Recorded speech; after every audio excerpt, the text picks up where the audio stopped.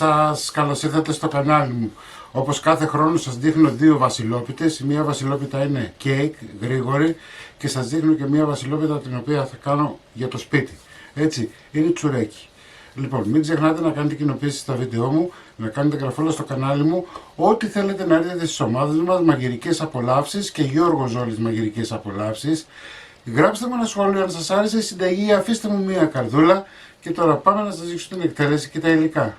Το πρώτο πράγμα που θα ξεκινήσουμε να κάνουμε είναι να ενεργοποιήσουμε τη μαγιά όσοι θα βάλετε νοπή. Έτσι, το τσουρέκι θέλει νοπή μαγιά. Γίνεται πιο νόστιμο, πιο αφράτο.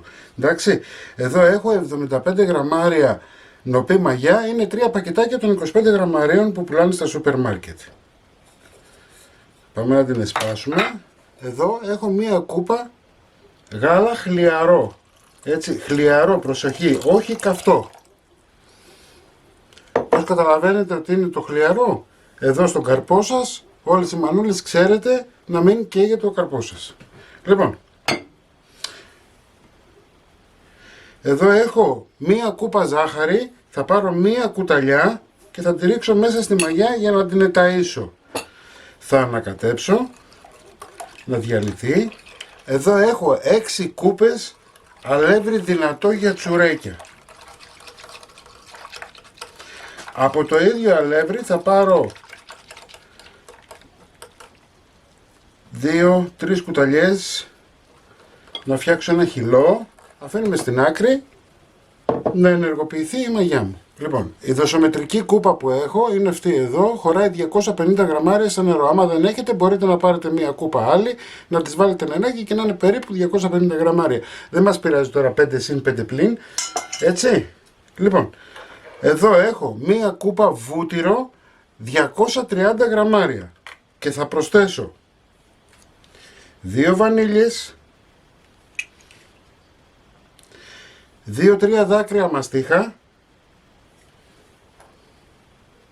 και 25 γραμμάρια μαχλέπι.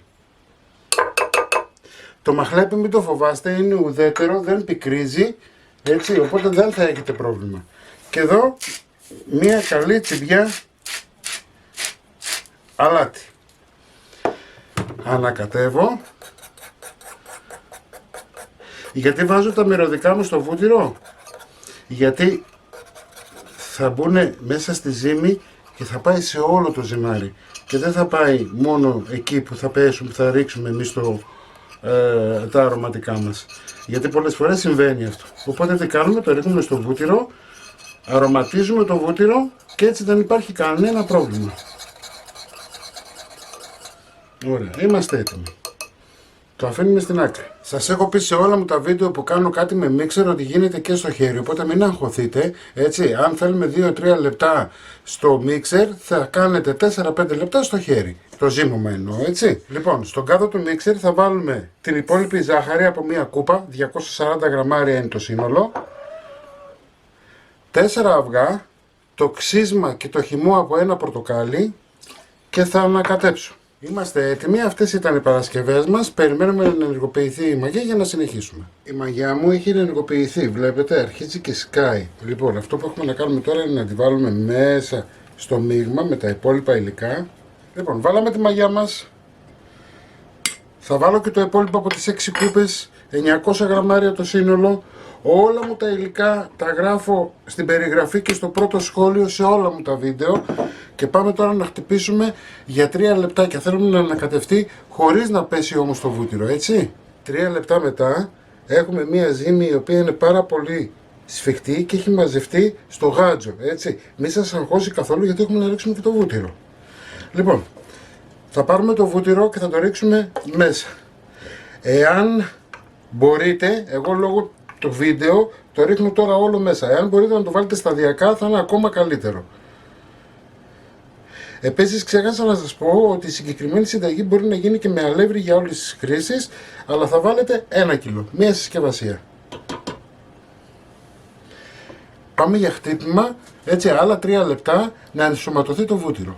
Η ζύμη μας είναι έτοιμη. Κοιτάξτε πως διορθώθηκε. Βλέπετε. Λοιπόν, θα τη μαζέψουμε. Ψεκάζουμε τον κάρδο με λίγο σπορέλαιο, τόσο όσο. Εάν δεν θέλετε να βάλετε σπορέλαιο, μπορείτε να έχετε λιωμένο λίγο βούτυρο και να βάλετε βουτυράκι. Έτσι, μία κουταλιά της σούπας θέλει. Θα του κάνουμε ένα σταυρό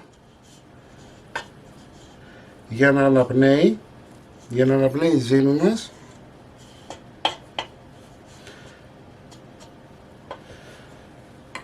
Και θα το σκεπάσουμε με μία πετσέτα.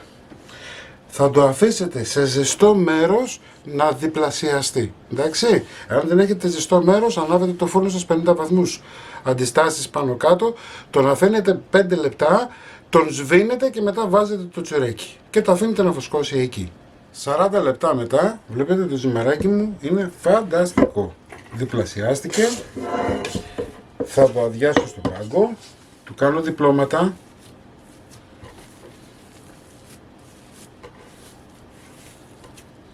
Βλέπετε, εμένα δεν κολλάει.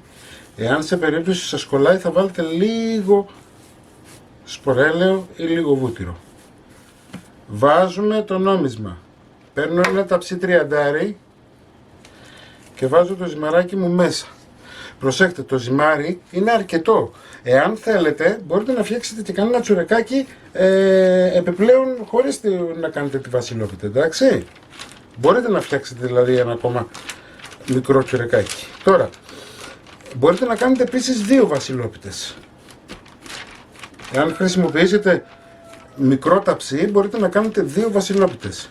Αυτό που θέλω να κάνετε τώρα είναι να το αφήσετε ως έχει, σκεπασμένο με την πετσετούλα, για 20 λεπτά, να πάρει λίγο τα πάνω του. Εντάξει. 20 λεπτά μετά, ανάψτε το φούρνο σας σε 160 βαθμούς αντιστάσεις πάνω κάτω. Έτσι, βάλτε τη σχάρα σας στην πρώτη σχάρα από κάτω, δηλαδή χαμηλά. Εδώ έχω ένα σπράδι αυγού και θα βάλω ένα σφινάκι νερό και μία τσιμπιά αλάτι. Το αλάτι βοηθάει στο να σπάσει το ασπράδι, γιατί είναι δύσκολο να σπάσει το ασπράδι εάν δεν έχει και τον κρόκο μέσα. Θα την αλείψουμε προσεκτικά.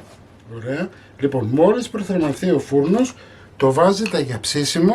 Έτσι θα σας πάρει περίπου 45 λεπτά. Ίσως λίγο παραπάνω, ίσως λίγο λιγότερο. Αν δείτε ότι σας παίρνει πολύ χρώμα από πάνω, μπορείτε να κουμπίσετε στη λαδόκολλα, μπορείτε να κουμπίσετε ένα αλουμινόχαρτο. Λοιπόν, η πιτούλα μου είναι έτοιμη. Δυστυχώς μου έκανε πάρα πολύ περισσότερο χρόνο από τα 45 λεπτά που σας είπα. Μου πήγε γύρω στα 65 λεπτά, λίγο και παραπάνω, 70. Έτσι, αλλά έχει πάρει πολύ ύψος και αυτός είναι ο λόγος που πήρε ψήσιμο παραπάνω. Οπότε έχετε το νου σας, δεν είναι 45 λεπτά, είμαστε πιο πάνω, είμαστε στα 60 με 70 λεπτά. Θα την αφήσουμε τώρα να κρυώσει καλά την πιτούλα μας για να μπορέσουμε να τη ρίξουμε σοκολάτα. Εντάξει. Εδώ έχω 300 γραμμάρια κουβερτούρα γάλακτος και θα βάλω 2 κουταλιές της σούπας ηλιέλαιο. Θα κλείσω με μεμβράνη και θα λιώσω στα μικροκύματα. Όσες κυρίες κύριοι δεν έχουν μικροκύματα, μπορείτε να το κάνετε σε μπεν μαρί. Εντάξει, για να μπορέσουμε να στολίσουμε την πίτα μας. Πάμε λοιπόν, έλειωσα τη σοκολάτα μου.